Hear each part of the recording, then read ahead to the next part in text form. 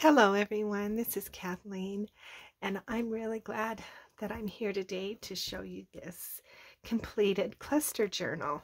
I really like the way it turned out, and I had a lot of fun going through it kind of step by step, and clusters are just one of the most fun things that I do.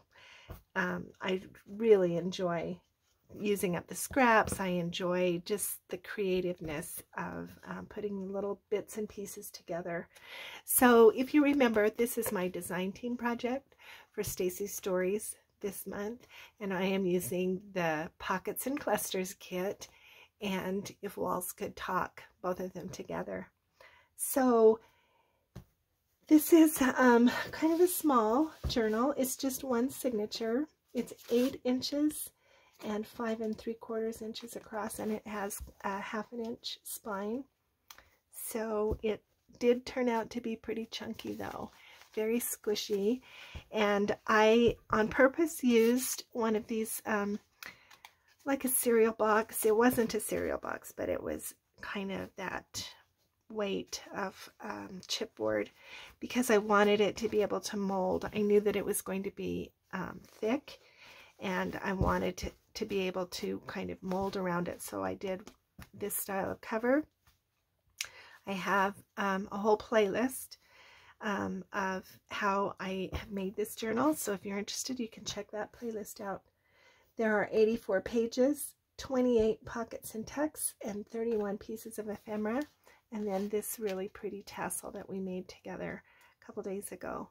So yeah, a little bit of lace here on the spine, and I have used this crinkled seam binding closure, so it just hooks on. You push it down and then it hooks over, and this can be untied, and then as it swells, you know, you can retie it so that, but it needed, because it is so chunky, it needed a sturdy closure, sturdier than the elastic, so I used one of these jeans buttons and the ribbon to keep it closed. I also have this little metal book plate here on the front and the definition of snip. So all right, let's go inside and see how it turned out. So this is a vintage envelope, May 10th, 1901. So it's, yeah. And inside I have included one of these, oh, I forget. Oh, when you take it was before copy machines. Oh, I can't think, but you'd put a piece of carbon. This is the carbon copy. This is from October 28th, 1905, and it is part of my railroad ephemera, and I just have slipped that inside of this pocket, and then just a little vintage, not vintage, it's just an index card that I dyed and stamped. So this is also a tuck spot on this side as well. Just this large cluster, corner cluster. And here is the first pocket. This is from the kit, and this is 1938. Some vintage desk calendar. I've done some smushing and dyeing. This is the belly band and some onion skin. Let's see if I can slide that in there.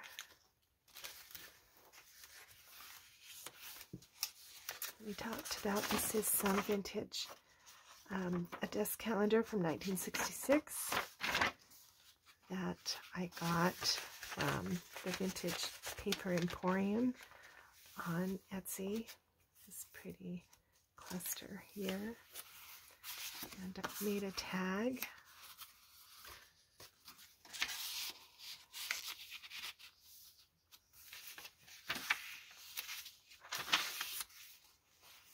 This is another tag, And this is the flip over.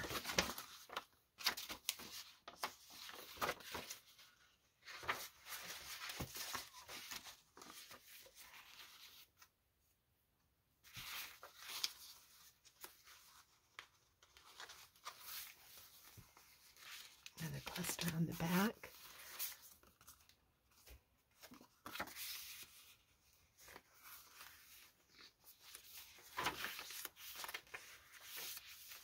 Put some fibers through there, what I like to do. This is a top tuck. This is a vintage, it's one of those computer punch cards. Yeah, that was a lot of years ago, about 40 years ago, when we were using those kinds of computers. This is one of the large pieces from the kit, and I just put that little cluster there and a little cluster here. This is a belly band and the flip. This is a flip up and a tuck. This is some really fragile antique ledger. It will crack if you're not careful. A vintage 1-cent postage stamp or a postcard and a top cluster. Just a tag for this pocket. Plenty of room to journal. It's another tag.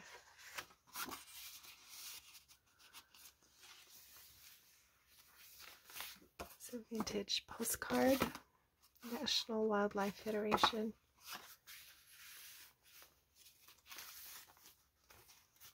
One of the strip clusters.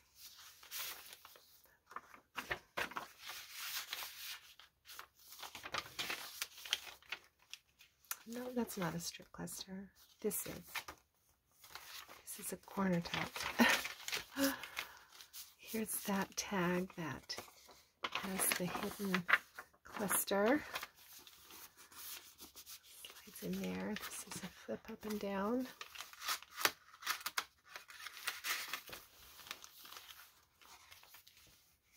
Here's another strip cluster.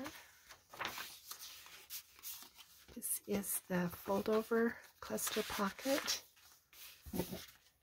Just a tag. I rated my tags, my tag stash, and a number of them, you know, just kind of fit this style of this journal, so I've used them in here. Here's some of that pretty paper from Leslie's store. Vintage Paper Emporium, I think. This is that with the glossy accents and a little vintage address book. Peekaboo pocket here. Corner tuck. Little cluster here at the top. This is that same vintage ledger, but I have glued this piece onto some coffee dyed paper, so it's a little less fragile. Here's another peekaboo pocket. I really like this one with a little butterfly. And then this is a vintage greeting card or note card. Anyway, the colors are just perfect for that. Some fibers there. This is where I put the camera card. Just here in this folded up pocket. Here's another tag from my stash.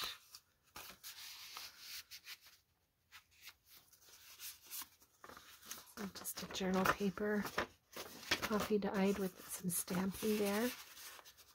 There's this corner tuck, and here's the flip. This is another flip out. This is another one of those pockets. Can hold a lot of ephemera, and I've just made this little journaling card with that little tab on it and a paper clip.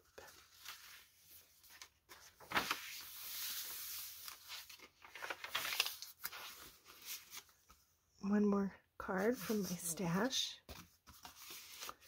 This last pocket. And then here's the last belly band. That's the end. I did some splattering on the cover. All right, thanks so much for spending time with me as I made this journal. This will go up on the Etsy as soon as I can get the listing done. Thanks again for your time. I always appreciate spending time with you. We'll see you again.